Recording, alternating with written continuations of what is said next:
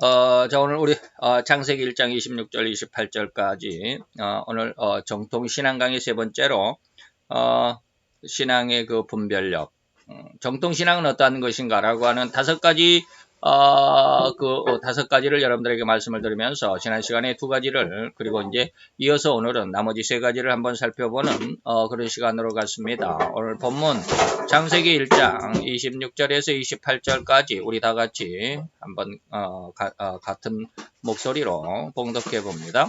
하나님이 가라사대 우리의 형상을 따라 우리의 모양대로 우리가 사람을 만들고 그로 바다의 고기와 공중의 새와 육축과 온 땅과 땅에 기인 모든 것을 다스리게 하자 하시고 하나님이 자기 형상 곧 자기의 하나님의 형상대로 사람을 창조하시되 남자와 여자를 창조하시고 하나님이 그들에게 복을 주시며 그들에게 이르시되 생육하고 번성하여 땅에 충만하라 땅을 정복하라 바다의 고기와 공중의 새와 땅에 움직이는 모든 생물을 다스리라 하시니라. 아멘. 이 본문의 말씀으로 우리가 지난 시간에 정통신앙의 기틀 첫째, 둘째, 두 가지를 말씀드렸는데 첫째는 뭐라고요? 하나님은 삼위일체 하나님이시다 라고 하는 그런 내용 말씀을 드렸고요. 두 번째는 구세주는 오직 예수님 뿐이시다 라고 하는 것. 세상에는 다시 말하면 인간으로서는 인간을 구원할 수 있는 구세주가 없다라고 하는 그런 내용이죠. 그리고 이제 오늘은 이제 그 나머지 세 가지를 생각을 해봅니다. 오늘은 정통신앙과 정통신앙 이외의 신앙을 그 이단 신앙이라고 규정을 하면서 우리가 지난 시간에 지금 이 말씀을 드렸죠. 여기에서 이제 2단으로 제가 포함시키는 것들 중에서 굉장히 아주 단호하게 제가 말씀을 드렸기 때문에 조금 2단으로 분리되는 것 중에서도 우리가 현실적으로는 정통적인 신앙이다라고 인정해주는 그런 교단들도 있습니다. 다시 말하면 삼일체 하나님을 믿고는 있지만 성경은 절대적으로 하나님의 말씀이다라고 믿는 것보다는 성경에는 하나님의 말씀이 들어있다라고 믿는 그런 교단도 있거든요. 그런 교단들도 지금 현실적으로 우리나라에서는 정통신앙의 교단이다라고 이렇게 인정을 해주고 있기 때문에 제가 그런 말씀을 드리는 겁니다. 자, 이러한 내용들로 인해서 우리가 지난 시간에 첫째는 하나님은 삼일체 하나님이시다. 그래서 그 형상과 모양으로 우리 인간들 바로 내가 만들어졌다. 그래서 내 속에서 하나님의 삼위일체의 모양, 삼위의 형상과 일체되는 그 모양을 우리가 발견할 수 있어야 된다라고 하는 것과 오로지 구세주는 예수님 뿐이시다. 그리고 재림하시는 예수님은 구세주가 아니라 무슨 어떠한 신분이다? 세상을 심판하시는 심판주의 모습으로 오신다라는 그런 내용들 말씀을 드렸습니다. 이제 세 번째로 가봅시다. 정통신앙의 세 번째 요점이 뭐냐면 성경은 절대 하나님의 말씀이다 라고 하는 것입니다. 말씀이 들어있다가 아니라 말씀이다 라고 하는 것입니다. 정통신앙의 조건 중에서 또 하나의 철칙이 바로 이것인데 즉 하나님은 유일하시고 살아계신 하나님이심과 동시에 하나님의 진의, 하나님의 그 마음의 뜻을 성경에 기록을 해놨는데 그래서 성경은 절대적으로 하나님의 말씀이다 라는 것으로 믿는 이러한 신앙이 무엇이다? 정통신앙이다 라고 하는 것이죠. 그런데 정통신앙이 아닌 신앙은 무엇이냐라고 하는 것이죠. 그러면 이제 성경은 하나님의 말씀이 아니다 라는 것을 주장하는 사람들은 우리는 정통신앙이 아니다 라고 이렇게 분류를 해볼 수 있겠죠. 그래서 여기서 정통신앙이 아닌 신앙이라고 말을 돌려서 제가 이렇게 말하는 것은 이렇게 믿는 자들이 있기 때문입니다. 다시 말하면 정통신앙이 아닌 것을 이단이라고 딱 규정을 해버리면 제가 여기서 이제 아까 말씀드렸던 성경은 하나님의 말씀이다라고가 아니라 성경에 하나님의 말씀이 들어있다라고 이렇게 믿는 사람들을 이단으로 규정해버리면 물론 저는 그것을 정통으로는 받아들이지는 않습니다. 그러나 이단이라고 저희가 여기에서는 정통신앙이 아닌 신앙이라고 말을 했지 여기서 이단이다라고는 말하지 않았죠. 그런 어떤 미묘한 차이를 여러분들이 좀 이해를 해 주시고요. 그래서 정통신앙이 아닌 신앙은 성경에는 오로지 하나님의 말씀만이 들어있는 것이 아니라는 주장을 하게 되죠. 왜요? 거기에는 사단의 말도 있죠. 돌이 떡이 되게 해라. 예수님이 40일 금식했는데 사단이 나와서 이 돌이 떡이 되게 해라. 이건 분명히 사단의 말이죠. 그건 하나님의 말씀이 아니죠. 그래서 사단의 말도 있습니다. 또한 인간들의 말도 들어있습니다. 그렇죠. 인간들의 말이 서로 그냥 야곱의 아들 요셉이 오는 것을 보고 11명의 형제들이 저 꿈쟁이가 오는데 저가 그 꿈이 이루어지는가 한번 실험을 해볼까? 뭐 이런 것들, 그런 것들은 뭐요? 그건 다 사람의 말이죠. 그리고 더욱이는 뭐요? 깊이 죄악으로 깊이 물들어버린 탐욕스러운 인간의 그 추악함도 기록이 되어 있습니다. 그렇죠? 자기들은 아버지의 사랑을 못 받고 요셉만 혼자 그렇게 아버지의 사랑을 독차지하는 것이 시기가 나죠. 조금 마음에 분통이 터지죠. 그래서 그 요셉을 잡아서 그 웅덩이에 집어넣어 가지고 또는 아라비아 상인들에게 팔아버리고 짐승에게 잡혀먹겠다라고 이렇게 거짓말을 하자. 뭐 이런 것들 말이죠. 추악한 이런 모습들. 다 기록이 있습니다. 그래서 그러한데 어떻게 그러한 모든 것들까지 다 하나님의 말씀이라고 할 수 있느냐라고 하는 의구심에서 비롯함으로 인해 성경에는 하나님의 말씀이 들어있다. 하나님의 말씀이 들어있다. 제가 이렇게 말하는 사단의 말이나 인간의 어떤 탐욕스러운 죄악스러운 이런 모든 내용들을 다 빼버리고 오로지 하나님의 말씀만을 딱딱 구분지어서 하나님이 하신 말씀만 이렇게 구분지어서 그것만 믿으려고 하는 그래서 하나님의 말씀이 거기 성경에는 들어있다라고 이렇게 규정하고 그렇게 이곳저곳에서 하나님의 말씀만을 믿을 수 있다라는 주장과 해석을 하는 이러한 신앙이 분명히 있습니다. 우리 정통적인 교단이다라고 하는 장로교 교단 안에서도 이런 교단이 있습니다. 그러나 그럼에도 불구하고 우리는 그러한 사단의 말들 또는 인간들의 그러한 말들 그리고 거기에 아울러서 인간의 탐욕스러운 이런 추악한 괴계들 이런 추악함으로 온갖 협잡들까지라도 다 하나님의 말씀이다라고 믿는 것입니다. 좀 억지스럽습니까? 다 하나님의 말씀이에요. 왜 이토록 무모한 것 같은 너무 무리한 이런 주장을 하면서 이것이 믿음이다라고 이렇게 말을 하는 것일까요? 진짜 그렇게 사단의 말이나 인간의 말 그리고 인간의 추악하고 탐욕과 협잡의 말들까지 다 하나님의 말씀이라고 인정하는 근거가 무엇인가 이 말입니다. 그것이 바로 잠언서 16장 4절, 계시록 17장 17절을 잘 이해할 수 있다면 이 말씀이 이해가 되겠다 이 말입니다. 잠언서 16장 4절에 보니까 여호와께서 온갖 것을 그 시음에 적당하게 지으셨나니 악인도 악한 날에 적당하게 하셨느니라.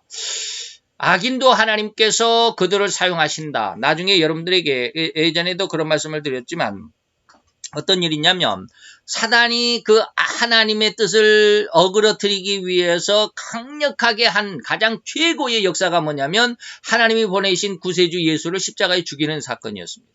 그러면 사단의 생각에서는 하나님이 보내신 구세주인 예수를 죽이면 하나님의 뜻이 어그러지겠지, 실패가 되겠지, 좌절이 되겠지라고 했지만 하나님은 그러한 사단의 그렇게 하나님의 뜻을 공격하고 방해하고 어그러뜨리려고 하는 그래서 예수님을 십자가에 죽이는 그 사건까지 하나님은 이용을 하신다. 그래서 하나님의 영광을 이뤄내신다. 그게 뭐냐면 바로 예수님을 죽음에서부터 부활시키는 것이죠. 그래서 앞으로 계속 제가 이제 이런 말씀도 성경 속에서 이런 계속 말씀을 드리면서 유튜브에서 이제 유튜브를 지금 시작하고 준비하고는 있지만 그 속에서 이런 말씀들을 계속 하려고 그래요. 다시 말하면 온 세상이 무신론화 돼갈 것입니다. 다시 말하면 하나님을 믿는 기독교가 그리고 교회들이 그리고 하나님의 성도들이 엄청난 핍박을 받게 될 것입니다. 그리고 세상에 그러한 기독교를 그리고 하나님을 거역하고 반대하는 그러한 사상들이 어떠한 모습으로도 다가오느냐. 꼭 교회를 반대한다는 것보다는 여러분들이 요즘에 너무나도 잘 아는 그 성평등, 퀴어 축제 뭐 이런 것들이 있잖아요. 예. 이런 것들이 세상을 장악하게 될 것입니다. 그럼 이게 뭐냐면 하나님의 창조의 질서를 완전히 망가뜨리는 사상이거든요. 이것이. 남자와 여자가 없다라는 거예요. 남자와 여자가 없어요. 그러면 남자와 여자라는 구별이 뭐냐? 네가 세상에 그냥 모습은 육체적인 모습으로는 남자로서 태어났고 여자로서 태어났지만 그렇게 태어난 너희들이 세상에서 나와서 교육을 받으면서 너는 남자로 교육을 받았고 너는 여자로 교육을 받아가지고 나는 여자구나, 나는 남자구나 이렇게 해서 남자가 여자가 되는 것이지. 여자로 태어났다, 여자의 몸으로 태어났다 할지라도 그를 계속해서 남자로 교육을 시키면 그는 남자가 된다라는 거예요. 그래서 성의 차별이 없어요. 이게 성평등 사상입니다. 이 하나님의 남자로 지으시고 여자로 지으시고 각기 세상에는 종류대로 지으시고 땅에 뭐 짐승들, 땅에 어떤 그 채소들, 나무들, 과일들 이런 것들 다 종류대로 다 지으신 하나님의 창조의 섭리가 남자로 지으셨고 여자로 지으신 그 하나님의 그 아주 세상 만물의 영장인 인간을 지으실 때도 하나님의 창조의 섭리가 완전히 박살나버리는 사상, 박살나버리는 주장이 뭐냐면 성평등 사상입니다. 이게 기독교의 가장 큰 적입니다. 그러면 이러한 사상이 앞으로 교회를 완전히 휩쓸어 가버릴 것입니다. 그래서 요즘에 교회 목사들도 성평등을 옹호하는 그런 목사들도 생겨납니다. 동성애를 인정하고 동성애를 옹호하는 그런 목사들도 생겨납니다. 있어요. 그런 목사들이 있어요.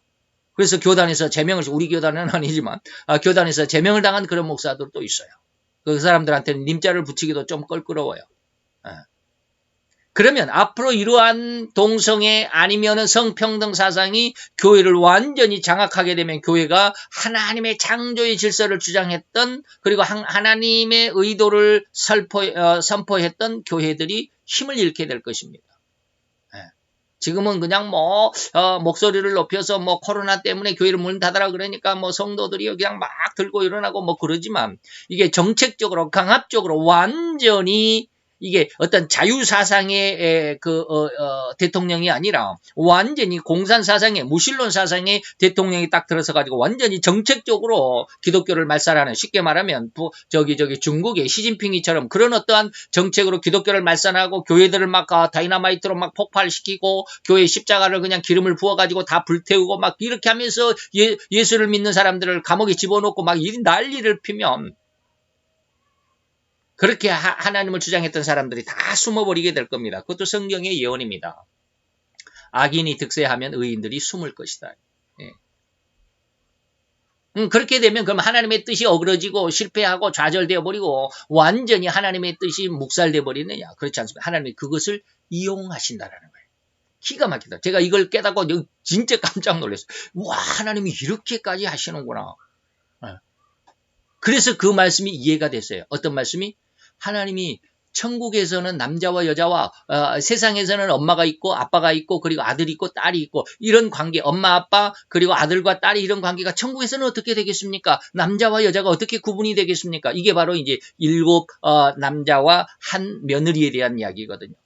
사두개인들이 그랬잖아요. 예수님, 7명의 형제가 있었는데요. 맨 마지가 여자에게 아내에게 장가를 들었습니다. 그래서 장가를 들었는데 아기를 못 나고 죽고 말았습니다. 그래서 둘째가 다시 형수에게 장가를 들어가지고 형님의 대를 이어줘야 되니까 아들을 낳고자 했는데 둘째도 아들을 못 낳고 죽었습니다. 셋째가 또 장가 들었습니다. 셋째도 못 낳습니다. 넷째, 다섯, 일곱째.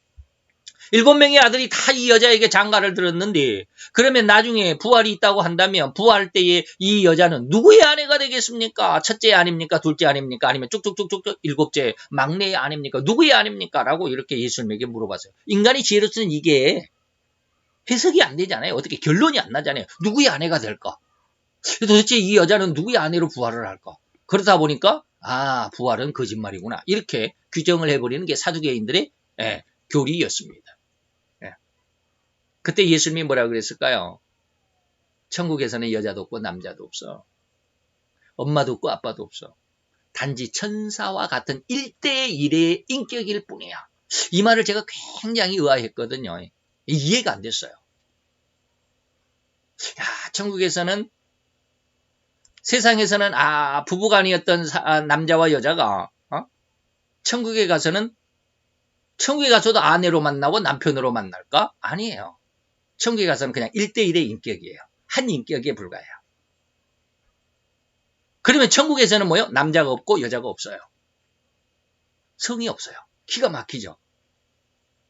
그 이해가 안 됐는데 이 세상 속의 동성애 그리고 성평등의 사상을 어느 날 하나님께서 이걸 알게 하시더라고요. 이들이 주장하는 그러한 모습이 천국에서 완성이 된다라는 거예요. 그게 바로 남자도 없고 천국에는 남자도 없고 여자도 없어요.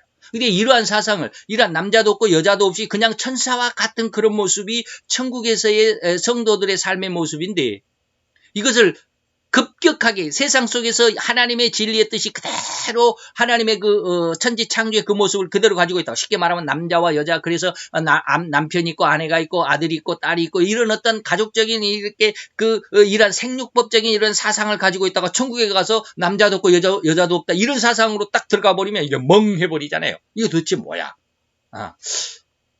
제 말이 좀 어폐가 있을는지 모르지만 하나님께서는 세상에서 사단이 역사하는, 그래서 성평등을 주장하고, 그래서 동성애, 모든 성은 남성이나 여성이나 다 똑같다, 이게 동성애거든요. 동성애 이 주장을 하나님이 이용을 하실 수도 있겠다라는 그런 느낌을 그런 깨달음을 받았어요.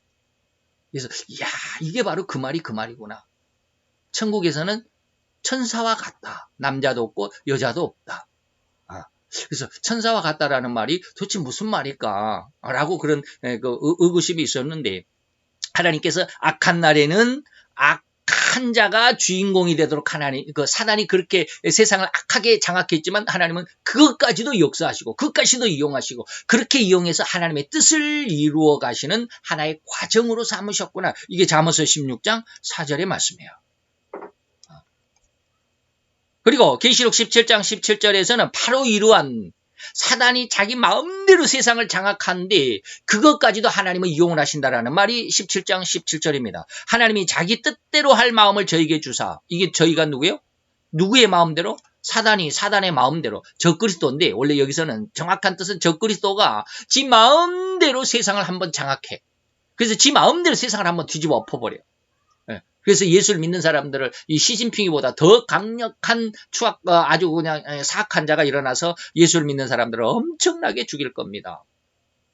지 마음대로 할 마음을, 한 뜻을, 그런 마음을 적그리스도에게 주어서 하나님의 한 뜻을 이루실 것입니다. 기가 막히죠. 하나님의 한 뜻은 곧 하나님의 백성들과 교회들을 사단의 광란으로부터 보호하사 더욱 정결하고 거룩하여 영적으로 강력한 성도고 또한 교회가 되도록 하시기 위한 계시록 12장의 내용을 이루시려고 하는 의도가 뭐다? 하나님의 한 뜻이다 라고 하는 거예요. 계시록 12장을 한번 잘 읽어보세요. 그리고 저의 나라, 또 하나님의 나라죠. 하늘에서 이루신 하나님의 뜻을 이루는 하나님의 나라를 그 짐승, 다시 말하면 적그리스도에게 주었습니다. 세상은 완전히 시체 말라면 작살 나버리는 거죠. 그래서 죽음이 무서워서 죽음에 매여 있는 사람들은 이 사단의 그런 어떤 세상 장악력 앞에 다 무릎을 꿇게 될 것입니다. 그 권세에. 나는 예수를 믿는다 하면 다 죽이니까 예수를 믿는다는 것을 다 감추어야만 합니다. 왜? 살기 위해서. 그런데 여기서 뭐라고 그랬습니까? 하나님의 나라를 그 짐승에게 주었는데 그 중에서도 하나님은 하나님의 백성을 다 보호하신다. 그러니까 하나님을 전폭적으로 의지하는 자들은 살아나갈 공리를, 살아나갈 그 방법, 그 길을 하나님이 이미 예비해 두셨다. 그래서 하나님의 말씀이 응하기까지, 이 말씀이 어떠한 말씀이 응하기? 계시록 12장의 내용이 응해질 때까지. 물론 내가 계시록 12장이라고 그랬지만 성경 전체적인 내용을 다 포함하자면 너무 많이 할 말이 많으니까 그냥 계시록 12장이라고만 말합니다. 곧 하나님께서 사단의 악한 괴계까지라도 이용하십니다. 사단의 흉악한 괴계와 탐욕스러운 모든 추악하고 협잡들의 그런 말들까지라도 다 하나님의 영광과 하나님의 진의를 이루어 가시는데 이용하신다라는 것입니다. 그래서 그 모든 내용들, 다시 말해 성경에서 사단의 말도 있고 사람의 말도 있고 사람의 추악한 그런 협잡의 말들도 있지만 이 모든 내용들, 모든 말들까지라도 다 하나님의 진의 또는 하나님의 주관하심 안에 들어있다라는 것을 믿게 하시기 위했기 때문에 성경은 바로 하나님의 말씀이다라는 주장, 그런 믿음을 갖게 되는 것입니다. 무슨 이유인지 이해가 가시리라고 믿습니다. 물론 이제 그래서 우리는 이러한 믿음을 정통 믿음이라고 규정을 합니다. 그래서 물론 성경 자체를 신천지교나 또는 여호와의 증인이나 또는 제7일 안식일 재림교회 등등 자기 단체들의 어떤 주장에 의한 해석으로 몰아가는 이단의 단체들이나 그래서 아예 이러한 부류들과는 우리가 비교하고 싶지도 않으니까 그런 것들과 연관시키지 않았으면 좋겠고요. 그래서 마태복음 7장 21절에서 23절까지 보면 예수님에게 예수님이 그렇게 이야기했죠. 나더러 주여 주여 하는 자마다 다 천국에 들어갈 것이 아니다. 예수의 이름을 말한다고 그래서 다 천국에 들어가는 자들이 아니에요. 예수를 자기 욕심대로 예수를 이용하는 사람들이 많더라고요. 내가 예수다라고 하는 신천지계 이만이나 말이죠. 내가 재림 예수다라는. 예수라는 이름은 있잖아요. 그들이 무슨 뭐 신학교고, 그들이 무슨 뭐 선교사고, 그들이 무슨 뭐 목사고, 다 그렇다 할지라도 다 가짜들이잖아요. 진짜로 예수를 믿는 게 아니잖아요. 그래서 나더러 다 주여자야 하는 자마다 다 천국에 들어간 것은 아니다. 다만 하늘에 계신 내 아버지의 뜻대로 행하는 자라야만이 들어간다. 그런데 그때에 많은 사람들이 나더러 예수님 앞에 와가지고 주여 주여 내가 예수의 이름으로 선지자 예수의 이름을 가지고 내가 이만희도 예수를 이야기를 하잖아요. 이만희도 예수를 이야기합니다. 그거 바로 지금 그거예요. 예수님 앞에 이만희가 딱 갔을 때 뭐라고 그럴까요? 예수님 내가 예수님의 이름으로 이렇게 목사 노릇을 총회장 짓을 다 잘했습니다. 수십만을 내가 구원했습니다. 뭐 이럴 거 아니에요. 왜 내가 선지자의 노릇을 했다. 예수의 이름으로 귀신을 쫓아내고 주의 이름으로 많은 권능을 행했습니다.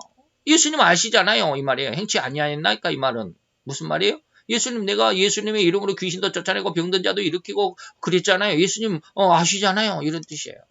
그럴 때 예수님께서 밝히 말하되 내가 너희를 도무지 알지 못하니 불법을 행하는 자들아 내게서 떠나가라 하리라. 네? 불법을 행했다 이 말이에요. 제가 빨간 글씨로 이렇게 해놨습니다. 불법을 행한 자들. 여기서 예수님이 질책하는 자들은 분명 성경을 가지고 있으면서도 또 예수님을 주라고 불렀을지라도 또 그렇게 고백했을지라도 하늘 아버지 곧 성부 하나님의 뜻대로 하지 않았다라는 것을 불법이라는 의미로 규정하고 있습니다. 그 불법은 자기 생각대로 시쳇말로 말하면 자기 멋대로 성경을 해석하고 자기가 구세주라느니 예수님은 하나님이 아니라느니 또는 삼위일체라는 말이 성경에 없기 때문에 이것을 믿는 것은 곧 이단이라느니 하는 이런 등등의 주장을 펴는 것은 통틀어 이것을 무엇이다? 불법이라고 말하는 것입니다. 이런 불법을 행하는 자들은 결코 예수를 인정했다 할지라도 예수 앞에 기도하고 무슨 뭐 기도의 응답을 받고 기적을 나타내고 귀신을 쫓아내고 한 그 능력을 나타냈을지라도 그들은 나와는 상관이 없다 이런 말입니다. 물론 더 깊은 의미의 이단과 정통의 규정으로 들어간다면 성경을 하나님의 말씀으로 믿는다고 고백하는 사람들 중에서조차도 여호와께서 받으실 수 없는 불법적인 신앙이 있음을 부인할 수는 없다. 여기는 상당히 어려운 내용이기 때문에 더 깊이 말씀드리면 여러분들도 헷갈릴 거예요. 그래서 그런 거 있다라고. 다시 말하면 장로교 교회 간판을 걸고 있으면서도 이단들이 있습니다. 뭐 신천지 장로교 교회가 아니죠. 그렇게 아주 그냥 이름조차도 다르다면은 뭐 이해는 하겠는데 장로교회에 딱 간판을 걸고 그러면서도 그들은 뭐다? 이단일 수 있다. 만민중앙교회 어저께 뉴스 보셨습니까? 만민중앙교회 코로나 바이러스가 그 교회에서 뭐 열 몇 사람인가 다수 그냥 집단 발병했다라고 하는 거 코로나. 그래서 그 만민중앙교회 그 당회장 목사가 누구예요? 이땡록이죠. 이땡록 지금 감옥에 있습니다. 감옥에 있어요. 근데 거기에 이제 부목사가 부목사가 많겠죠. 거기가 몇만 명 되니까 부목사가 많은 중에 그 여자 목사 한 사람이 어저께 확진자로 진단이 됐다라는 그런 뉴스가 어저께 있던데 그런 데서도 역시 마찬가지죠. 거기는 성결교회입니다. 거기는 장로교가 아니고 만민중앙교회는 만민중앙성결교회예요. 성결교도 우리는 정통적인 신앙, 정통적인 교단이라고 말하죠. 그런데 만민중앙교회 이땡록이는 그 정통신앙의 목사라고 인정할 수가 없습니다. 그 교리에 보면은 왜 그 감옥에 갔을까요? 뭐 그런 것들 나중에 여러분들이 한번 찾아보세요. 왜 그랬는지. 교리적인 문제가 무지하게 많아요. 자기가 무슨 보혜사니 이런 말도 하고 그래요. 이러한 깊은 내용들까지 여기서는 언급하지 않겠습니다만은 단지 대분류로 하자면 본성경은 하나님의 말씀이다 라고 믿어야 정통신앙으로 인정해 줄 수 있겠다 이 말입니다. 네 번째로 봅시다. 네 번째 정통신앙의 요점이 뭘까요? 구세주신 예수님은 뭐야? 반드시 재림하신다. 예수님은 재림하신다라는 거예요. 재림론은 사상을 가지고 있어야 되죠. 근데 이 재림을 또 엉뚱하게 해석하는 학파들도 있습니다. 이따가 그 말이 나올런지 모르겠지만 꼭 예수님이 진짜로 이렇게 구름을 타고 손오공처럼 구름을 타고 하늘에서 내려올 줄 아느냐? 세상 사람들이 다 예수의 마음을 갖고 예수의 인격화로 변화가 되면 너도 예수, 나도 예수, 다 예수같이 되면 세상이 온통 평화와 아름다운 세상이 될 거 아니냐? 그것이 바로 예수님의 재림이다라고 이렇게 해석하는 신신학파들도 있습니다. 그래서 여기서 정통신학의 요점은 뭐예요? 그러한 것이 재림이 아니라 반드시 예수님이 재림한다라는 거예요. 사도행전 1장 11절에 봅시다. 예수님이 재림할 때에 예수님이 재림하는 것을 희한한 모습으로 야 이게 뭔 일이야 하라고 이렇게 500명의 성도들이 예수님의 재림의 승천을 지켜보고 있었는데 바로 그때 이 말이에요. 천사들이 그 상황 속에서 이 사람들에게 이야기합니다. 가로되 갈릴리 사람들아 어찌하여 서서 하늘을 쳐다보느냐. 너희 가운데서 하늘로 올라가시는 지금 그 예수는 하늘로 너희들이 지금 보고 있느냐? 본 그대로 다시 오신다라는 거예요. 인격적으로 오셨다. 1914년도에 예수님이 영으로 세상에 재림하셔가지고 지금 세상을 다스리고 있다라고 하는 여호와 증인들은 그렇게 주장을 해요. 예수님의 재림이 뭐냐? 1914년도에 이미 예수님이 영으로 재림했다라고 그래요. 그리고 지금까지 영으로서 세상을 다스리고 교회를 다스리고 있다라고 그렇게 주장을 합니다. 1914년도가 왜 1914년도에 세계 제2차 대전이 일어난 때거든요. 세상이 완전히 그냥 전쟁으로 휩쓸릴 때 그때 예수님이 오셔가지고 세상을 지금 이렇게 청결케 하시고 있다. 이렇게 주장을 하고 있어요. 그게 아니에요. 영으로 오신다는 말이 어디 있어요? 너희가 지금 예수가 승천하는 걸 보고 있느냐? 그 모습 그대로 다시 오신다. 그 모습 그대로 온다는 거야. 이 문자 그 자체를 잘 이해할 수도 있어야 됩니다. 영적인 어떤 의미도 있지만 문자 그 자체를 믿을 수도 있어야 돼요. 정통신앙의 중심 또 하나의 문제는 바로 이 점입니다. 예수님은 반드시 뭐 하신다? 재림하신다라는 거예요. 그런데 재림하시는 예수님을 설명하는 천사가 전제 조건으로 내건 말도 우리가 잘 살펴볼 수 있어야 합니다. 하늘로 가신 그대로 이 말입니다. 육신의 모습을 가지고 올라가신 것을 봤느냐? 그 육신의 모습을 그대로 갖고 온다. 재림하신다. 이 말의 문자 그대로의 의미까지 생각할 수 있어야만 할 것입니다. 곧 예수님은 육신의 모습으로 부활하셨습니다. 물론 부활하신 예수님의 육신은 지금 현재 우리들이 지금 가지고 있는 이러한 물질적인 죽으면 썩어질 수밖에 없는 이러한 물질적인 이 고깃덩어리라고 그래서 죄송하지만 좌우지간 물질적인 고깃덩어리라고 할 수 있는 이 육체와는 전혀 다른 부활체입니다. 이걸 이해하실 수 있죠? 예수님의 몸은 그랬어요. 이걸 우리는 부활체다 또는 영화체다라고 그럽니다. 그런데 그런 육체를 다시 말하면 부활체이지만 이전 육신으로 가지셨던 그 육신의 모습을 그대로 그래도가 아니라 그대로 그대로 가지고 재림하신다라는 것을 기억하시기 바랍니다. 즉 예수님이 영으로 이미 재림하여서 이 지구상에 역사하시고 계신다라고 하는 이러한 여호와 증인들의 어떤 주장 이런 건 터무니없습니다. 곧 성경을 그대로 믿지 않는 불신이고 불법이라고 하는 것 여러분들이 기억을 하시고요.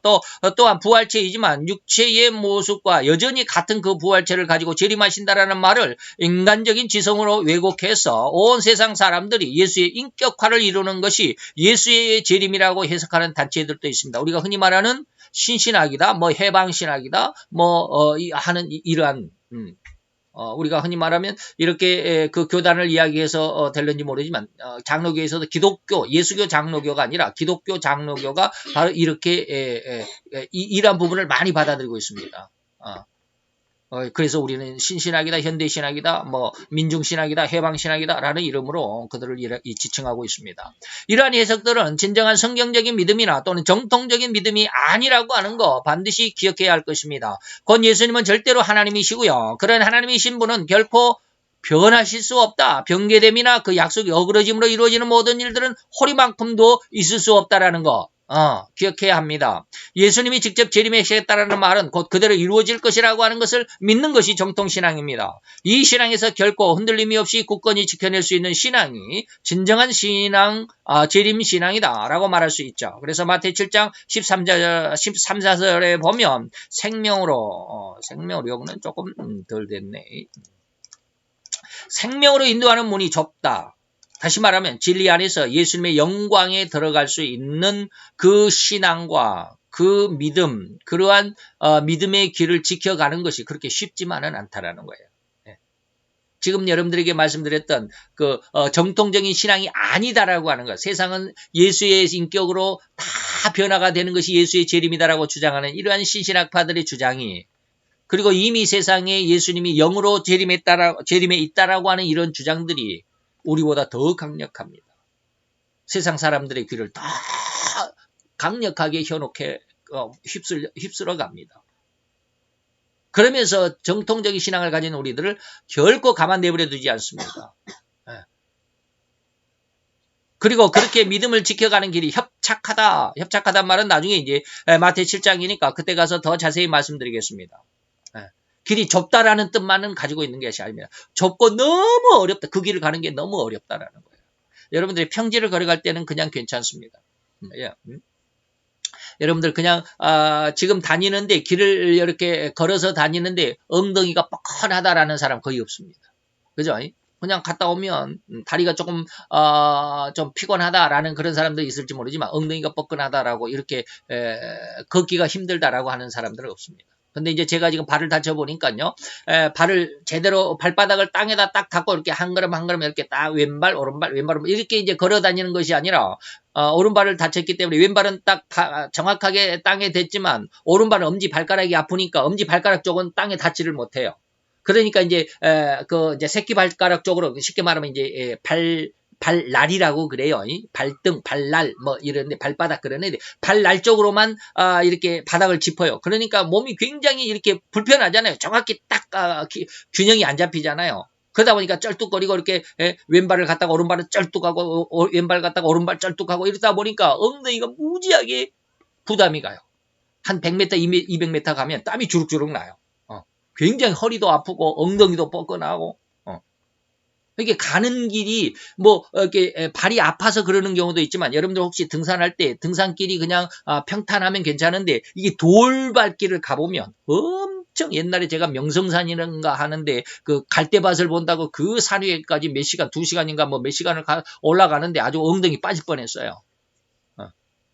얼마나 돌만 있어가 그 길이 그냥 흙으로 돼 있어가지고 밟기가 편안하면 괜찮은데 돌이 있어가지고 이리 삐뚤 저리 삐뚤 돌을 밟으면 그냥 발이 이리 구부러지고 저리 삐뚤어지고 하니까 그걸 안 비틀어지려고 그냥 그 엉덩이가 그냥 얼마나 엉덩이가 아픈지 몰라요. 이런 것이 뭐예요? 가는 길이 어렵다라는 거예요. 이걸 협착이라는 의미입니다. 진리의 길, 믿음의 길, 신앙의 길을 가는데 너무 어려워요. 왜요? 옆에서 그렇게 공격하는 일들이 많기 때문에 그래요. 너만 잘났냐? 너만 진리냐? 나도 성경 읽었어. 나는 뭐 신학 박사야. 너는 신학 박사도 아닌데 뭐 잘났다고 그러냐? 이러한 일들도 막 공격해 오면 정신적으로 너무너무 피곤하죠.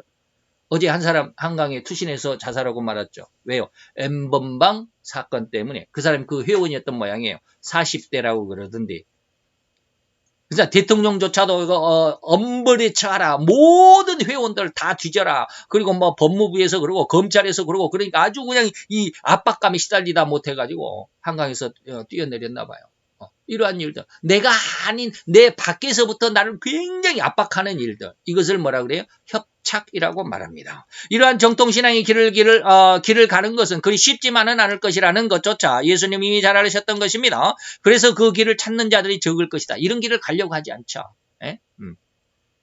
어제 이제 제가 친구 어머님 돌아가셔가지고 뭐 소천이란 말을 할 수도 없어요. 그건 안 믿는 분이니까. 믿으시는 분인데 그 제 친구가 장남인데 얘가 워낙 예수를 안 믿으니까 내가 가가지고 깜짝 놀랐어요. 저기 빈소에 가가지고 제가 깜짝 놀랐어요. 빈소에 딱 들어가 보니까 거기에 온갖 음식들이 차려져가지고 수박도 있고 뭐도 있고 다 차리고 이거 뭐야 이거 집사님인데 왜 이렇게 이게 재물을 차려놓고 이러지 뭐 가만히 생각해 보니까 내 친구가 예수를 안 믿어요. 그러니까 그 어머님은 저희 어머님하고 저희 친구 또 3명이라고 하는 어머님하고 세 분이서 아주 친하시거든요. 그래서 교회 그 노인대학에서도 아주 자주 만나고 그러셨던데 그 교회 집사님이셨단 말이에요. 그런데 아들이 안 믿으니까 교회식으로 장례를 안 치르고 그냥 세상적으로 이렇게 재물을 차려놓고 그러더라고요. 그래서 깜짝 놀랐어요. 제가. 어쨌든지 그렇습니다. 그래서 이러한 길을 가는 찾는 그러기 때문에 세상에서 그렇게 많은 것으로 어려움을 주고 뭐 그러기 때문에 이 믿음을 찾아가는 길도 그렇게 쉽지만은 않습니다. 그리고 가는 길조차도 그렇게 옆에서 비아냥대고 걸그적거리는 사람들이 너무 많거든요. 그렇기 때문에 그 길을 온전히 끝까지 가는 사람들이 거의 없다라는 거예요. 그것이 바로 협착입니다. 그래서 그 길이 너무 좁아서 아무나 들어갈 수 없는 문일 뿐더러 또한 그 생명을 지키는 일이 그렇게 아무렇게나 쉽게 지켜지는 것이 아니다라고 하는 거. 여러분들이 좀 알아주셨으면 좋겠고요. 또 이렇게 문이 좁다라는 의미는 우리 주위에서 너무나도 엄청난 이단들과 그리고 그 어떤 주장들, 이 사설들, 이 사단의 사설들입니다. 사자가 개인 사자가 아니라 이 악한 그런 어떤 사단의 사자입니다. 사설들이 우리로 하여금 생명의 좁은 문으로 들어가는 것을 방해하고 있고 가로막고 있고 들어가지 못하도록 엄청난 유혹과 험악한 방해와 공작. 그래서 저도 이제 물론 저희들이 아직 교회가 없어서 우리 가족끼리만 들으니까 지금 뭐 그런 어떤 뭐 피해라고 말할 수 있는 것들을 모르지만 큰 지금 교회에 있는 사람들은 교회 지금 코로나 때문에 교회 가면 성도들이 다닥다닥 붙어 있으니까 지금 정부 시책으로 교회 문을 닫아라 지금 난리하고 있죠. 그런데 교회에서는 또 그것은 정치가 종교를 탄압하는 것이다 라고 이렇게 막 주장하고 둘이 양쪽 간에 이렇게 서로 칼날이 이렇게 대립하고 있는 상황인데 저도 잘 모르겠어요. 어떤 것이 옳을 것인지. 예? 교회 문을 닫는 것이 옳은 것인지. 그래도 끝까지 예배는 하나님 앞에 드리는 것이니까 예배는 해야 된다. 교회에서 해야 된다라고 이렇게 주장하는 것이 옳은지 저는 정확하게 아직은 명확하게 구분할 수는 없어요. 그래도 만약에 제가 교회를 하고 있다고 예전처럼 교회를 하고 있었다고 한다면 못 나올 그런 자신감이 없으면 믿음이 없으면 안 나와도 괜찮다. 당분간은 안 나와도 괜찮다. 그러나 내가 나와서 교회에 나와서 내가 코로나에 걸려서 내가 죽는 한이 있어도 하나님 앞에 예배는 내가 해야 되겠다라는 그런 자신감과 그런 믿음이 있으면 나오라 라고 그렇게 말하고 싶어요. 꼭 우리가 온라인 예배로 이렇게 다 교회는 잠시 쉬고 온라인 예배로 내가 드리겠습니다 라고 이렇게 그렇게 선포하고 싶지는 않아요. 또 그냥 그냥 믿음으로 나오세요 그렇게 말하고 싶지도 않아요. 그래서 아직은 정확한 것은 없지만 이러한 일들이 바로 이제 우리 주위에서 일어나는 유혹 그리고 험악한 방해와 공작이 바로 이러한 일일 수도 있습니다. 그래서 이러한 생명의 길을 가는 것이 협착하니까 곧 한 사람의 걸어가는 조차도 힘겨울 지경으로 진리요 생명을 지키는 일이 쉽지만은 않다라는 것입니다. 곧 선악과를 결코 먹지 말라고 하신 주님의 명령이 받았을지라도 사단은 이런저런 너무나도 달콤하고 너무나도 그럴듯한 그래서 반드시 그렇게 해야만 할 것만 같은 그런 느낌을 가지도록 온갖 협작으로 진리를 왜곡하고 현혹했던 에덴 동산의 그러한 사단과 같은 유혹이 이 세상에 난무하게 될 것입니다. 앞으로 예수를 믿지 못하도록 하는 믿음을 공격하고 반대하는 믿는 자들을 멸시하고 조롱하고 비난하는 이러한 일들이 엄청 강하게 될 겁니다. 세상을 완전히 통째로 삼킬 것입니다. 그것이 진리가 되어버릴 것입니다. 그래서 예수를 믿는다라는 것이 비진리가 되고 예수를 믿는다라는 것이 가장 바보스러운 일이 될 수도 있습니다. 왜요? 계시록 12장 17절이 바로 그런 내용이니까. 성도의 권세가 완전히 박살나게 될 겁니다. 그러한 길을 우리는 협착하고 가는 사람이 그래서 적다라는 것입니다. 그런데 하나님은 그러한 상황임에도 불구하고 그런 불리한 입장에도 불구하고 계시록 12장에 보면 하나님께서 그 여자와 그 여자가 낳은 아이를 광야에 하나님이 예비한 곳으로 피난시키셔서 1260일 동안 양육하셨다라는 말씀을 하고 있습니다. 우리는 거기에 속해야 됩니다. 자, 창세기 3장 4절 6절에 보니까 바로 이러한 말이죠. 뱀이 여자에게 이르되 너는 결코 죽지 않아. 선악과를 먹어도 하나님이 죽는다고 그랬는데 그거 안 죽어. 너 한번 해봐. 절대로 안 죽어. 오히려 너희는 그걸 먹는다는 오히려 너희들이 눈이 밝아져서 너희들이 하나님과 같이 모든 것을 알게 되고 모든 것을 너희들이 마음대로 할 수 있어. 너희들이 대장이 되는 거야. 너희들이 하나님이 되는 거야. 라고 하는 것이죠. 그래서 그 실과를 나무를 본즉 먹음직도 하고 보암직도 하고 지혜롭게 할 만큼 탐스럽기도 한 나무였더라 라고 이렇게 유혹의 결과를 말씀하고 있습니다. 그래서 절대로 재림하시는 예수님에 대한 가장 올바르고 가장 정확한 성경의 은혜와 신앙을 우리는 꼭 지켜가야 합니다. 이걸 견지라고 그럽니다. 견대라는 것은 어깨의 견자죠. 어깨로 끌고 가는 것을 견지라고 그럽니다. 어깨에다가 딱 메고 예수님에 대한 믿음을 예수는 오로지 우리를 구원하시는 그리고 또 우리를 심판하시고 더욱 하나님의 천국으로 인도해 가실 심판주로서 재림하실 것이라고 하는 이 믿음을 어깨에 탁 결머지고 결코 흘러내리지 않도록 하여달라라고 하는 것을 견지라는 말입니다. 마지막 5번째로 정통신앙의 요점이 뭡니까? 성경은 오로지 다 성취가 이 과거는 다 성취가 됐고 지금도 성취되어 가고 있고 현재도 그리고 앞으로도 성경의 모든 말씀들은 성취될 것이다. 아직 이루어지지 않는 말씀들은 성취될 것이다. 그러나 이미 이루어진 과거의 말들도 앞으로 또한 이루어질 수 있다라는 것. 이건 뭡니까?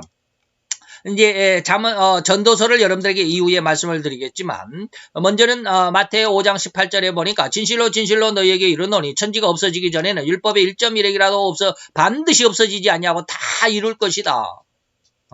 정통신앙의 중심에 이 철칙을 빼놓을 수가 없습니다. 곧 성경의 모든 말씀은 곧 모든 예언의 말씀과 또한 예언의 말씀뿐만 아니라 무엇도 축복의 말씀까지도 이 말이에요. 우리는 그냥 성경이 예언이 다 1.1핵이라도 어그러짐이 없이 다 이루어진다 그러면 전부 다 예언만을 생각을 해요. 저도 예언만을 생각했다가 어느 순간 하나님이 축복도 이루어진다. 내가 너에게 약속한 축복, 왜 그거는 생각하지 않느냐. 이런 하나님의 깨우침을 받았어요. 그래가지고 제가 요즘에 굉장히 하나님 앞에 강력하게 기도하는 것들이 있습니다. 하나님 그걸 알게 하셔가지고 이게 하나님 그러셨구나. 예언만 이루어지는 것이 아니라 축복의 말씀도 이루어집니다. 홀이라도 어그러짐이 없습니다. 100% 완벽하고 완전하게 이루어질 것을 믿는 신앙이 바로 정통신앙입니다. 그 단적으로 이야기를 말씀을 드리자면 하나님께서 천지와 인간을 만드시고 3대 축복을 주셨음을 여러분들은 기억하실 것입니다. 다시 말하면 정복하는 것, 그 다음에 다스리는 통치권, 그 다음에 번성하여 충만하는 번성권. 이것이 그대로 우리에게 이 축복이 그대로 이루어질 것이라는 것을 믿어야 되는 겁니다. 예언만 이루어지는 것이 아니라 우리에게 주신 축복도 이루어진다는 겁니다. 더더욱 이 구약의 3대 축복에 더하여 영적인 은혜까지 덧입혀야 됩니다. 다시 말하면 정복하는 것, 다스리는 것, 충만한 것, 이것은 영적인 의미가 없지만 여기에 영적인 은혜를 더 덧입혀야 된다. 그것은 뭡니까? 더러운 귀신을 쫓아낸다. 다스리는 것입니다. 통치권입니다. 영적인 세계까지 다스리는 겁니다. 이제 세상만 다스리는 것이 아니라 하늘과 땅 아래의 모든 생물을 다스리는 그러한 이 물질 세계만 다스리는 것이 아니라 이제는 더러운 귀신들까지 쫓아내는 영계까지 다스리는 통치 권한이 더 확장되어 갑니다. 영권에 의해서. 인간의 육신에 연약한 것과 모든 질병을 고치고 다스리는 것입니다. 이것이 바로 이제 정복하는 것, 다스리는 것, 다 똑같은 말이죠. 여기서는 더러운 귀신을 쫓아내는 것, 육신에 연약한 것과 모든 고통을, 육신에 연약한 것과 질병을 다스리고 고치는 것. 이게 정복권과 통치권입니다. 그리고 하나님의 복음을 증거하고 선포하는 기능, 가면서 천국을 증거하라라고 하는 10장 7절, 마태의 10장 7절의 말씀, 이것이 선포권입니다. 이게 뭡니까? 번성하여 땅 온 세계에 하나님의 말씀을 땅끝까지 이르러 내 증인이 되라 하신 그 선포권입니다. 똑같은 말이죠. 반드시 우리 성도들에게 이 3대 축복이, 3대 권능이 주어진다라고 하는 그 약속을 그대로 믿는 성도들이 되어야 할 것입니다. 그리고 또한 이렇게 이루어진다라고 하는 것 1.1핵이라도 어그러지지 않고 과거의 것은 과거에 끝나버리는 것이 아니라 과거에 이루어졌던 일들이 오늘날에도 반복이 되고 그리고 또 다시 미래, 가까운 미래나 먼 미래까지 할 것 없이 우리의 앞날에도 이 미래에도 이러한 일이 이루어질 것이라고 하는 것입니다. 그래서 전도서 1장 9절로 10절 이미 있었던 것이 그 후에 다시 있을 것이고 이미 한 일이 우리 이후에 또 누군가가 또 할 것이다. 반복된다라는 것이다. 그리고 우리가 하는 것이 하늘에는 새 것이 없다 이 말입니다. 보라 이것이 새 것. 우리가 무엇을 가리켜 이것이 새 것이라고 말할 수 있느냐. 이미 그것이 옛날에 다 했던 것이다 이 말이에요. 오래전 세대가 이미 그것을 행하고 있었다. 우리가 진정으로 참된 성도라고 자부한다면 반드시 이 말씀을 기억해야만 합니다. 곧 구약의 말씀이라고 해서 이제 신약의 현대 시대에 필요가 없다라고 여기서는 안 된다라는 것입니다. 그것이 바로 이제 율법을 폐하고자 하는 율법 폐기론자들에게 대한 사도 바울의 강력한 질책입니다. 사도 바울이 뭐라고 그랬느냐면 그런즉 우리가 믿음으로 말미암아 율법을 이제 폐했느냐? 우리가 신약의 성도들이니까 율법 구약은 이제 필요가 없느냐? 아니다. 그럴 수 없다라고 그러잖아요. 도리어 그 율법을 완성시키는 문제다.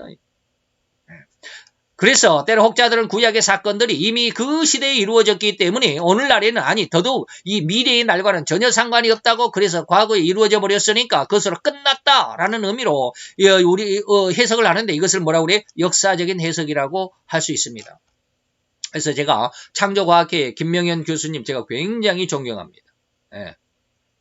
정말 그분의 그 강의를 들으면 속이 시원해요. 근데 지난번에 한번 다니엘서 강의를 하는 것 듣다가 깜짝 놀랐어요.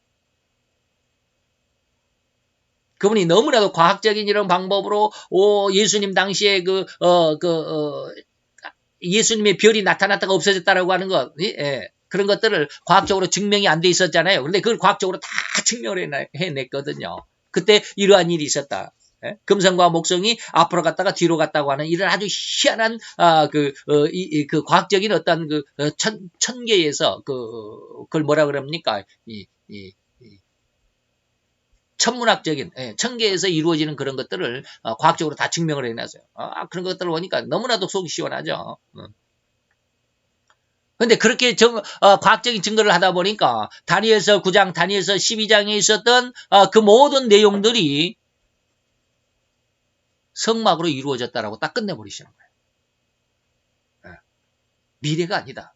이건 뭐 미래 7년 대환란 이런 것에 대해서 이야기를 거기에다가 말씀하는데 그게 아니다. 옛날에 다 이루어졌던 사건. 이렇게 해석을 해버린 거 저 깜짝 놀랐어요. 그래서 지금 김명현 교수님한테 그런 것이 역사적인 해석이다라고 하는 것을 알려드리고, 그리고 앞으로 이제 그 어떤 영적인 해석에서는 이런 것들이 앞으로 이루어질 우리 앞에 이루어질 7년 대환란과 그리고 마지막 1300년 후 3년만에 대한, 그래서 1260일이 어떻고 1290일이 어떻고 1435일이 어떻고 이런 내용들이 바로 앞으로 이루어질 일, 옛날에도 이루어졌지만 앞으로도 이루어질 일입니다. 이것이 바로 영적인 해석입니다. 라는 것을 지금 편지를 쓰려고 준비를 하고 있는데 아직 못하고 있어요. 근데 이것이 뭡니까? 역사적인 해석이라고 하는 것은 그때 끝나버렸으니까 더 이상은 우리에게 해당이 없어 라고 말하는 거예요. 이렇게 해석해버리면 성경은 우리에게 아무런 가치도 없습니다. 오늘 전도서 1장 9절로 10절의 말씀을 전혀 이해하지 못하고 있는 상황입니다. 이게 성경은 한쪽만 보면 안 돼요. 전체적인 내용을 볼 수 있어야 돼요. 그래서 역사적인 해석이라고 할 수 있는데 이런 해석으로 인해서 구약은 이미 폐하여졌다. 이미 다 완성이 돼버렸으니까 우리에게는 더 이상 필요 없어. 그냥 역사적인 사실이니까 역사책이지 하나님의 영적인 능력의 책이 아니야 라고 이렇게 주장하는 자들이 있음을 우리는 주의해야 합니다. 곧 이미 이렇게 구약의 시대에 이루어져 버린 일들이 오늘날에 다시 이와 같은 맥락으로 이루어지기도 하고 또 앞으로도 그러한 일들이 이루어지고 있을 것이라고 하는 것. 절대로 참된 성도들의 믿음의 중심으로 견지한다는 것은 신앙의 중심입니다. 이게 바로 철칙입니다. 신앙의 말씀은 단 홀이라도 버릴 수 없다라는 진정한 성경의 그 가치, 그것이 말씀이라는 것을 기억하시기 바랍니다. 성경의 말씀은 결코 버릴 만한 것이 없다라는 것, 절대적인 철칙의 믿음의 근간으로 삼으실 수 있는 이 믿음이 진정 참다운 성도의 믿음의 철칙이고 중심이다라고 하는 것. 하나님의 말씀을 가지고 하나님은 말씀을 가지고 성도들의 마음을 훈련하십니다. 더 굳건한 믿음의 근간으로 나아가도록 하시기 위해서. 그래서 잠언서 17장 3절에 보니까 도가니를 가지고 은을 재련을 하고 풀물을 가지고 금을 재련을 해 연단을 내지만 여호와 하나님은 인간의 마음을 연단하시느니라. 그런데 시편 105편 19절에 보니까 여호와 하나님의 말씀이 응할 때까지인데 그 말씀이 나를 단련했습니다 라고 다윗이 고백하죠. 이게 하나님은 인간의 마음을 단련하실 때 말씀을 가지고 단련하신다 이 말이에요. 그래서 말씀을 중심으로 기도해라는 말을 제가 무지 많이 합니다. 말씀을 중심으로 해서 기도해라. 말씀 없이 기도하는 기도는 예수님께서도 가증하다라고 분명히 말씀하셨습니다. 이러한 도절한 소련이 필요한 것은 절대적으로 성경의 말씀, 곧 구약의 말씀일지라도 우리 앞에 이루어질 미래에 이루어질 것이라고 믿는 계시록의 말씀이나 동일한 가치를 가지고 있다라는 것을 믿음으로 가질 수 있는 자가 바로 정통 믿음이라고 할 수 있다라고 하는 거.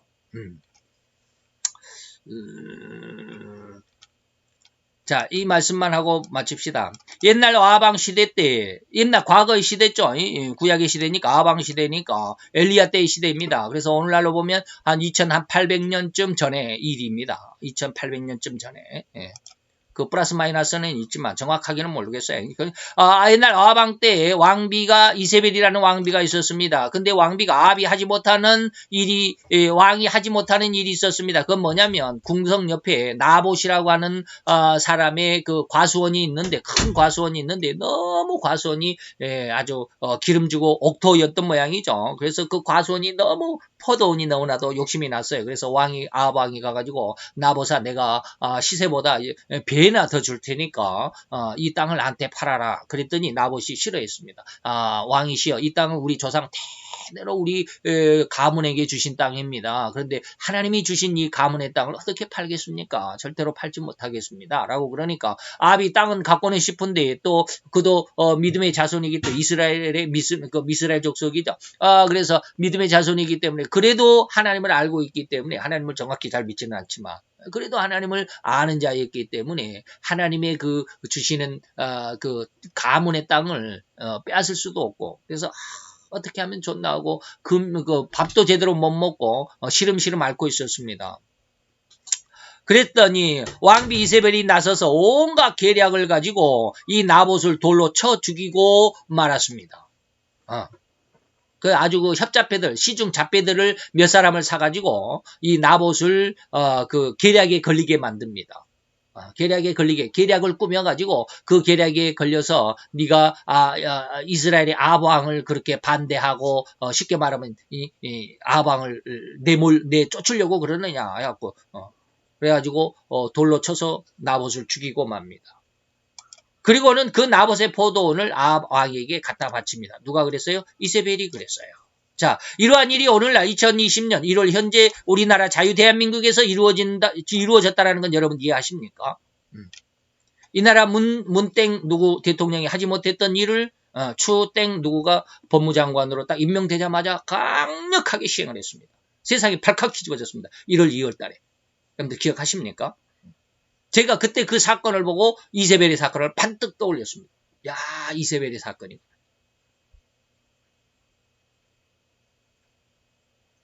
옛날에 이루어졌던 일이 오늘날에도 이루어지고 앞으로도 이루어질 것입니다.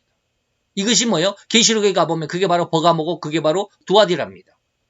버가모는 뭐예요? 여자가 갓을 쓰지 말아야 되는데 갓을 썼어요. 다시 말하면 정권을 잡지 않아야 될 자가 정권을 잡았다라는 말이에요. 사사기 9장에 가보면 나무들이 왕을 삼기를 원했습니다. 포도나무에 가서 우리 왕이 돼줄래? 아니 나는 내 이 포도즙을 가지고 사람들 다 시원하게 하고 기분을 좋게 하는 그러한 일을 하는데 나는 왕이 되질 않아. 나는 내 일이 너무 좋아. 그래서 무화과 나무에게 갔습니다. 네가 우리 왕이 돼줄래? 아니야 나는 내 열매를 가지고 사람들을 다 아주 그냥 아름답게 하고 건강을 주고 입에 풍미로운 그 맛있는 맛을 주고 일이 너무 좋아. 그래서 왕이 되는 건 나 싫어. 그래가지고 가시나무에 갔습니다. 가시나무야 네가 우리 왕이 되어줄래? 그러니까 가시나무가 그래 내가 왕이 되어줄게. 만약에 너희들을 건드리는 누군가 있으면 내가 이 가시가 나에게 나가가지고 너희들을 다 내가 보호해주고 그 상대방을 내가 다 찔러 죽일 거야. 그런데 만약에 너희들이 내 말을 안 들으면 그렇게 찔르는 이 가시가 너희들에게도 향해가지고 너희들에게 힘들게 할 거야. 내 말을 잘 들어야 돼. 자기가 하지 말아야 할 일을 하는 거예요. 가시나무는 왕이 되지 말아야 할 일을 자기가 왕이 되는 거예요. 포도나무와 무화과와 감람나무는 자기가 왕으로서의 자기에게 사명을 주지 않았다는 걸 알고 있습니다. 그렇기 때문에 나는 포도나무로서 만족하고 나는 무화과로서 만족하고 나는 감람나무로서 만족하는 거야. 근데 가시나무는 그걸 만족을 못해요. 그래서 자기가 왕이 되고자 이렇게 하지 말아야 할 일을 하는 거예요. 이게 바로 버가모입니다. 이게 여자가 갓을 썼다라는 의미예요. 이 갓은 누가 써요? 남자가 쓰잖아요. 여자가 갓을 쓰면 그건 누구예요? 기생이나 옛날에 기생이 여자가 갓을 썼어요. 황진이 영화 보면 그러잖아요. 여자가 그 황진이가 갓을 쓰잖아요. 이게 남자의 갓이라고 하는 것은 명예와 권세를 의미합니다. 이게 명예와 권세를 갖지 말아야 할 자가 그 권세를 가졌다. 그래서 조국이가 물러가게 되고 추땡이가 누가 와가지고 그 난리 버거지를 폈어요. 두아디라는 뭐예요? 잘못된 간음으로 높아졌다라는 뜻입니다. 잘못된 것을 결탁을 해가지고 자기가 가지고 있는 것이 아닌데 남들이 가지고 있는 그 큰 힘을 빌려가지고 오히려 엉뚱한 짓을 하는 것이 두아디라예요. 더욱이 이러한 일이 계시록에 기록되어 있다는 건 여러분 기억하실 것입니다. 이것을 여러분들이 보셔야만 합니다. 이런 눈이 열려야 됩니다. 옛날에 저도 이거 못 봤어요. 솔직히. 성경 그냥 성경 공부만 막 했지 이 성경이 세상에 적용되리라는 것 꿈에도 조차 생각을 못했어요. 세상이 돌아가는 이치를 보고 성경이 지금 이루어지고 있다는 것을 깨달아야 됩니다. 그래서 제가 전도서를 여러분들에게 말씀드리는 거예요. 1장 9절로 10절. 이전에 있었던 일이 지금 있고 지금 있었던 일이 앞으로 후일에도 있을 것이고 우리가 지금 새 것이라고, 야, 이런 일이 정말, 야, 세상에 듣도 보지도 못한 새로운 새 나라가 지금 건설되고 있고 그 나라를 우리가 경험하고 있네. 아니, 옛날에 다 이런 일이 있었어요. 추땡땡 누구 법무장관이 하던 일이 지금 처음인 줄 아세요? 옛날에 이세벨이가 2800년 전에 했다니까. 그렇게 이런 것을 보셔야만이 주님의 말씀인 이전에 있었던 일이 이후에도 있을 것이라는 이 전도서 1장의 말씀을 그것이 성경이 진짜라는 것을 여러분들이 이해할 수 있을 것입니다. 이러한 은혜 가운데 더 풍성한 신앙으로 성장하는 우리 성도들이 되시기를 축원해 봅니다. 기도합시다. 할렐루야. 주님, 오늘 너희와 이 귀한 사랑관의 원총을 감사드리나이다. 주의 영광 앞에 있는 이 시간 위에 주님 축복하시고 주의 영광 가운데서 사람다 그 귀한 은혜 원총의 모습으로 나타나마 되게 도와주옵소서. 오늘도 주님의 말씀 안에서 우리 정통적인 신앙의 중심과 그 줄기를 살피며 다시 한번 점검해 보았나이다. 이 절칙인 이 정통신앙에 결코 흔들리지 않는 굳건한 믿음으로 함께 붙어 있을 수 있고 하나님 앞에 붙어 있음으로 인해서 더 풍성한 열매를 맺는 포도나무처럼 주의 영광과 주의 기쁨과 주의 큰 은혜가 될 수 있는 주님의 귀한 아들과 딸들이 되게 도와주옵소서. 예수 그리스도의 이름으로 감사와 기도드려 싸움나이다. 아멘.